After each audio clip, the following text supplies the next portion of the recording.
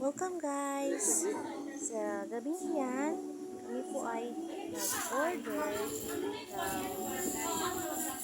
knickerbocker na buko. So, sa isang restaurant na yan. Yan po yung order namin guys. Tatlo lang po yung order namin kasi mabigat na siya. So, sharing na lang po kami sa family namin. Wow! Pag-uwi na sa bahay. At alam nyo ba guys na masarap po talaga yan. Order namin na buko na knickerbocker. Kasi meron siyang strawberry ice cream flavors na toppings. At marami po siyang prutas gaya ng saging, watermelon, mango, at iba pa. Kaya ng buko. May buko din siya na binalot siya. Kaya nagustuhan talaga kasi pure talaga ang mga prutas. At gulaman lang po yung binalot siya na hindi prutas. Kaya masarap po siyang ngayon kasi malambot lahat. Ang sarap po talaga siya kasi manamis-namis at may halong creaminess sa loob. So ayan po guys. At dito lang po sa lugar namin. Yan. Sa ma-discover yung kakaibang dessert na yan na knickerbocker. Dito lang po.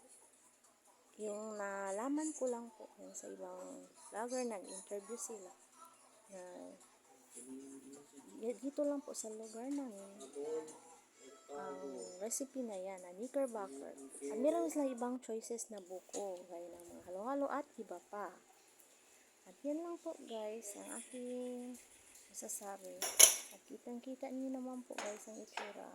Sarap talaga at masustansya pa.